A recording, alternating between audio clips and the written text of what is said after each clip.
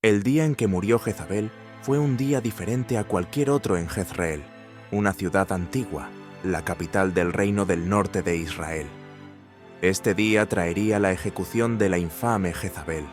Jezabel es la principal culpable en la casa de Acab. Fue ella quien introdujo el culto a Baal. Baal era el nombre del dios adorado en toda Canaán y Fenicia en la antigüedad. Durante el período de los jueces, el culto a Baal entró en la vida religiosa judía. La práctica del culto a Baal se extendió en Israel durante el reinado de Acab, y la práctica también afectó a Judá. Diferentes partes adoraban a Baal de diferentes maneras, y Baal resultó ser un dios altamente universal. Varios lugares resaltaron uno u otro de sus atributos y crearon sectas especiales de baalismo. Estos baales locales eran considerados responsables de la agricultura, las criaturas y la fertilidad de la humanidad.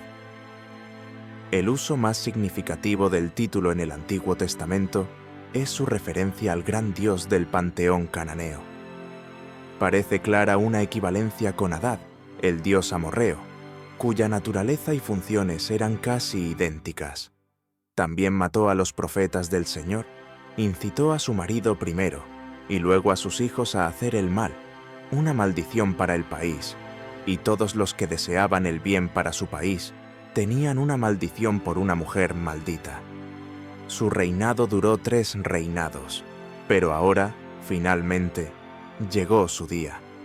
Leemos acerca de una falsa profetisa en la iglesia de Tiatira, que fue comparada con Jezabel y llamada por su nombre. Apocalipsis 2, versículo 20.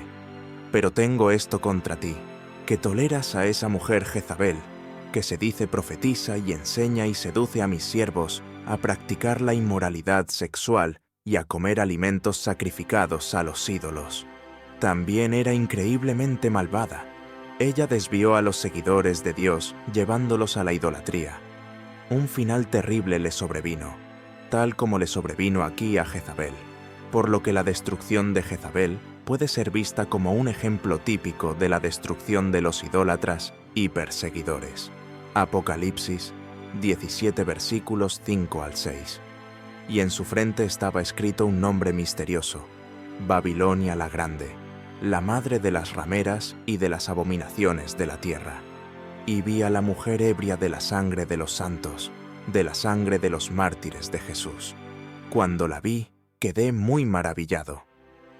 Un general llamado Jehú venía por ella. Jehú no era una persona común. Él era el tipo de juicio que Dios había puesto sobre la familia de Jezabel. Todo esto le sobrevino a Jezabel debido a un evento: el asesinato de Nabot. Jezabel había asesinado a un hombre llamado Nabot para robarle su propiedad, y el profeta Elías había echado una maldición sobre ella y su familia. Nabot era un jezreelita. Poseía una viña en Jezreel que estaba situada cerca del palacio del rey Acab. Como estaba tan cerca del palacio, Acab pensó que sería una buena idea convertir la viña de Nabot en un huerto. Por lo tanto, el rey propuso compensar a Nabot por su viña o proporcionarle una viña mucho mejor en otro lugar. Sin embargo, Nabot no quería renunciar a la propiedad que había heredado de sus antepasados y declaró que la tierra no se vendería a ningún precio. Incapaz de adquirir la viña de Nabot, Acab se puso malhumorado y regresó a su casa de mal humor y enojado. El ataque de ira del rey hizo que se abstuviera de comer. La reina Jezabel descubrió que su esposo estaba descontento dentro del palacio y le preguntó sobre la razón de su estado de ánimo. Acab le contó la historia de Nabot. Jezabel le aseguró que mientras siguiera siendo rey, podría tener todo lo que quisiera en el mundo. Entonces le aseguró que se ocuparía personalmente de ello, diciendo: «Levántate y come. Anímate. Yo te daré la viña de Nabot de Jezreel». 1 Reyes 21, versículo 7. Jezabel procedió entonces con los arreglos necesarios para deshacerse de Nabot. Primero, falsificó cartas supuestamente del rey, instruyendo a los nobles y ancianos de la ciudad para que proclamaran un ayuno y colocaran a Nabot en un lugar prominente entre el pueblo. 2 sinvergüenzas debían ser colocados cerca de Nabot con la misión de acusarlo falsamente de maldecir tanto a Dios como al rey. Nabot debía ser llevado fuera de la ciudad, donde luego sería apedreado hasta la muerte. Estas acusaciones eran completamente inventadas. El complot diabólico contra Nabot tuvo éxito, debido al hecho de que una sentencia de muerte no podía ser ejecutada basándose en un solo testigo. Jezabel había tomado las precauciones necesarias para plantar 2 testigos falsos. Así, Jezabel cumplía con la ley cuando le convenía. En ese caso, podía manipularla de manera que le fuera fácil mentir, robar y asesinar. Una parte particularmente odiosa del plan de Jezabel era la proclamación de un día de ayuno, utilizando una ceremonia religiosa para encubrir su intención asesina y asegurarse de que la presencia de Nabot fuera vilipendiada hasta el extremo. Cuando la reina se enteró de que Nabot había muerto, le informó a Acab que ahora podía tomar el control de la viña de Nabot, lo que Acab hizo con mucho gusto. Debido al impactante asesinato de Nabot por parte de Acab y Jezabel, Dios los condenó a ambos. El profeta Elías se dirigió al monarca para entregarle una palabra de Dios. De hecho, Elías se cruzó por primera vez con Acab cuando el rey estaba inspeccionando la viña que había robado. El profeta preguntó al pueblo: ¿No han asesinado a un hombre y se han apoderado de su propiedad? Esto es lo que dice el Señor. En el lugar donde los perros lamieron la sangre de Nabot, los perros lamerán tu sangre. Sí, la tuya. A continuación, Elías profetizó que el Señor traería un desastre sobre la casa de Acab, y que el Señor haría que todos los varones de la familia de Acab perecieran y fueran devorados por animales salvajes, en lugar de recibir un entierro honorable. Acab, su esposo, murió en una batalla contra los sirios. Como sucesor de Elías y profeta por derecho propio, Eliseo retomó la cruzada de Elías. Eliseo instaló a Jehú como rey de Israel. Jehú ya había acabado con el hijo de Jezabel, Joram. Jehú tensó su arco con toda su fuerza e hirió a Joram entre los hombros. La flecha le atravesó el corazón y él se desplomó en su carro. Aquí vemos a Jezabel desafiando el juicio que está por venir. Ella sabía que Jehú había ejecutado a su hijo y que había arrojado su cadáver sobre la parcela de Nabot de acuerdo con la palabra del Señor, y que ahora iba a Jezreel, donde ella no podía evitar esperar ser la próxima en caer como sacrificio ante la espada furiosa de Jehú. Jezabel se enteró de esto y ahora ve cómo se encuentra con su destino. Ella se colocó en una ventana a la entrada de la puerta para enfrentar a Jehú y desafiarlo. Ella no eligió esconderse como alguien que estuviera aterrorizado por la venganza divina. En cambio, se expuso a ella y se burló de dar marcha atrás. Se burló del miedo. Vea cómo un corazón endurecido contra Dios tratará de enfrentarlo, pero nunca alguien endureció su corazón contra él y prosperó. En lugar de mostrar humildad y duelo por su hijo, se pintó la cara para poder verse como ella misma, es decir, grandiosa y majestuosa, con la esperanza de que esto intimidara a Jehú, lo hiciera perder prestigio y terminara con su carrera política.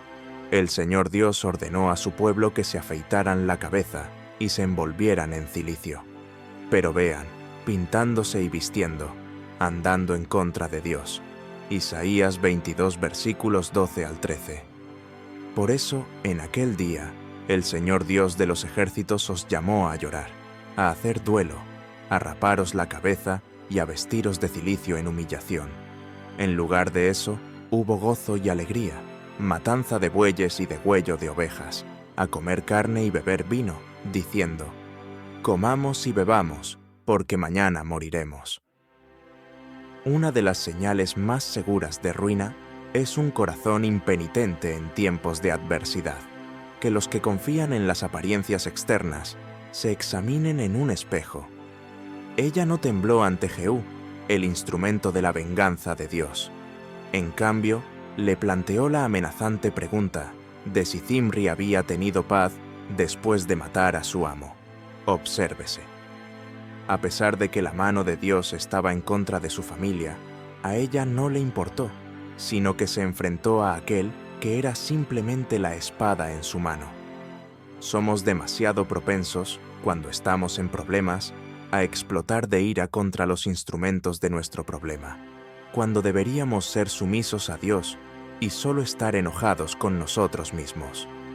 Se consolaba con la creencia de que las acciones actuales de Jehú finalmente resultarían en su propia ruina y que no encontraría paz en ella.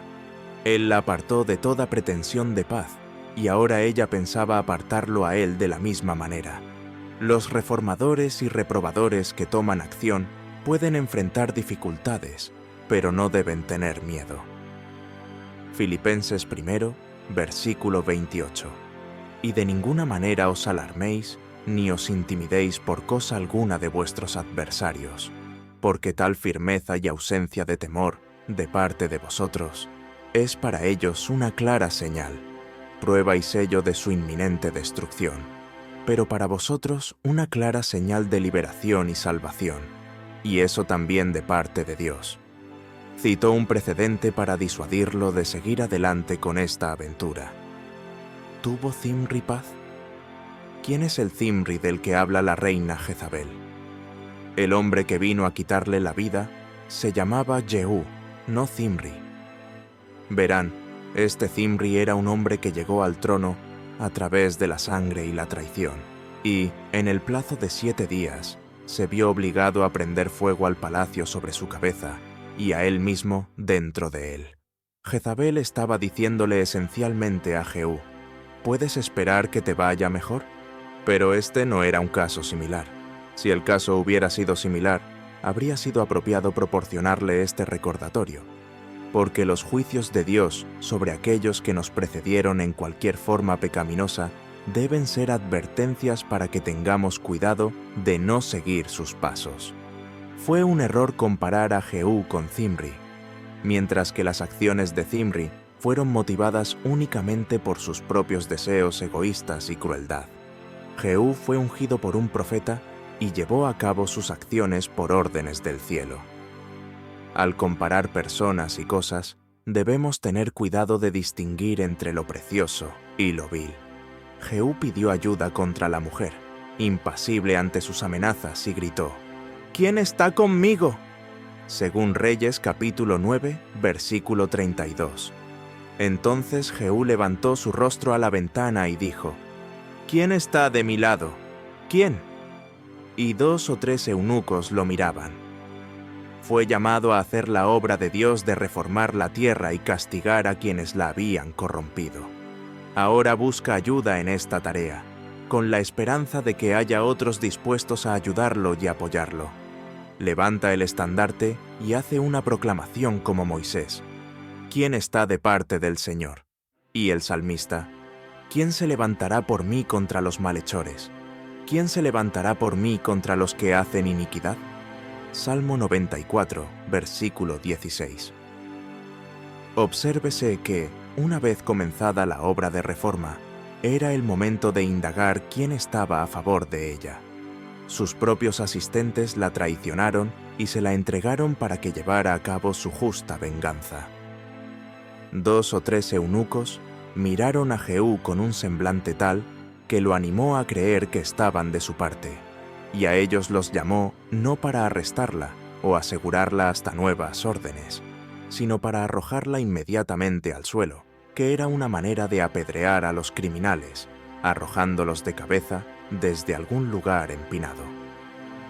Como resultado, ella experimentó las repercusiones de la lapidación que había infligido a Nabot.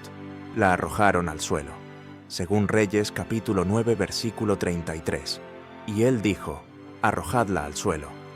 Entonces la arrojaron al suelo, y parte de su sangre salpicó la pared y los caballos, y él la pisoteó. Si la orden de Dios podía justificar a Jehú, entonces la orden de Jehú también podía justificarlos a ellos. Es posible que sintieran una aversión oculta por la maldad de Jezabel y la odiaran a pesar del hecho de que la servían. También es posible que ella fuera cruel y dañina con quienes la rodeaban, y ellos estaban contentos con la oportunidad de vengarse de ella. Por último, es posible que hicieran esto porque vieron el éxito de Jehú y esperaban congraciarse con él y mantener sus posiciones en su corte. La arrojaron contra la pared y el pavimento, y luego los caballos, todos cubiertos de su sangre, la pisotearon mientras aún estaba viva. Esta fue la forma más vergonzosa en que se la podía haber condenado a muerte. Sea testigo de la destrucción del orgullo y la crueldad, y luego declare que el Señor es justo. Los mismos perros completan su vergüenza y ruina, según la profecía. Después de que Jehú se hubo refrescado en el palacio, pensó para sí mismo que la mejor manera de mostrar respeto por Jezabel era enterrarla. A pesar de que era una persona terrible, era una hija, la hija de un rey, esposa del monarca y madre del rey, según Reyes 9, versículo 34. Y entró, comió y bebió, y dijo: «Ve ahora a esta maldita y entiérrala, porque es hija de un rey». Pero aunque él había olvidado lo que dijo el profeta, Dios no lo había olvidado. Según Reyes 9, versículo 10, «Y los perros comerán el cuerpo de Jezabel en el territorio de Jezreel, y no habrá quien la entierre». Entonces abrió la puerta y huyó. Mientras comía y bebía, los perros devoraron su cadáver, de modo que no quedó nada más que su cráneo desnudo, la cara pintada desaparecida, y sus pies y manos. Según Reyes 9, versículo 35, fueron a enterrarla, pero no encontraron nada de ella, excepto el cráneo, los pies y las palmas de sus manos. Los perros voraces no tenían respeto por la dignidad de su linaje. Para ellos, la hija de un rey estaba al mismo nivel que cualquier otra persona. Aunque mimemos nuestros cuerpos y los usemos lujosamente, sepamos cuán pronto serán un festín para los gusanos debajo de la tierra. Cuando Jehú fue informado de esto, recordó las palabras aterradoras que se habían dicho anteriormente. 1 Reyes 21, versículo 23. El Señor también habló acerca de Jezabel, diciendo: «Los perros comerán el cuerpo de Jezabel junto al distrito de Jezreel». No quedaría de ella nada más que los monumentos de su infamia. Ella estaba acostumbrada a hacer sus apariciones en días públicos en un estado increíble, y el glamour siempre sería: «Esta es Jezabel. ¡Qué estatura y figura absolutamente magníficas! No puedo creer lo hermosa que es». Sin embargo, a partir de este punto, eso no se repetiría. A menudo somos testigos de cómo se entierra a los malvados. Sin embargo, a veces, como en este caso, los malvados no tienen sepultura. Eclesiastés 6, versículo 3. Si un hombre engendra 100 hijos y vive muchos años, y los días de su edad son muchos, y su alma no se llena de bienes, y además no tiene sepultura, yo digo que un parto prematuro es mejor que él. No había rastro de Jezabel por allí, excepto en los textos sagrados. Nadie se atrevía a decir cosas como: «Esta es la tumba de Jezabel». Por lo tanto, el nombre de los malvados se pudrirá y será olvidado, incluso sobre la tierra. La historia de Jezabel, desde su introducción a las prácticas idólatras hasta su trágico final, sirve como un poderoso recordatorio de las consecuencias de la rebelión contra Dios y la maldad. Ella simboliza el peligro de desviarse de los caminos de Dios y las severas consecuencias para aquellos que llevan a otros al pecado. Su historia no es solo un relato histórico. Sirve como una alegoría del juicio divino contra la idolatría, la injusticia y la inmoralidad. El juicio sobre Jezabel también refleja el tema bíblico de que Dios no deja el pecado sin castigo. La muerte de Jezabel, profetizada por Elías como un acto de justicia divina, se cumple dramáticamente y sirve como un recordatorio solemne de la soberanía de Dios y el destino de quienes se oponen a él. Además, La historia de Jezabel es una advertencia contra el abuso de poder. Jezabel usó su posición para perseguir a los profetas de Dios y promover la adoración de dioses falsos, culminando en la muerte de Nabot y la usurpación de su viña. Su capacidad de manipular y controlar para lograr sus fines revela la naturaleza destructiva del poder cuando se usa con propósitos injustos. Por otro lado, la historia nos anima a ser resilientes en la fe, incluso frente a una gran oposición. Muchos de los profetas de Dios enfrentaron persecución bajo el reinado de Acab y Jezabel, pero permanecieron fieles. Esta resiliencia y fe inquebrantable son cualidades que todo creyente está llamado a emular, confiando en que Dios es justo y recompensará la rectitud. Oración. Señor Todopoderoso, que tu justicia y misericordia siempre sean recordadas al reflexionar sobre las historias de fe y fracaso, de justicia y juicio. Ayúdanos a aprender del ejemplo de Jezabel, para que podamos evitar el camino de la idolatría, la injusticia y la inmoralidad. Fortalece nuestra fe y resiliencia frente a la adversidad, recordándonos siempre tu soberanía y amor. Que usemos el poder y la influencia que nos das para promover la justicia, el amor y la verdad. En el nombre de Jesús, amén. Si este contenido fue valioso para ti, te pido tu apoyo con tu suscripción y siéntete libre de ver otros de nuestros videos. Juntos, podemos iluminar más mentes y expandir la palabra de Dios. Gracias por estar aquí y que Dios te bendiga.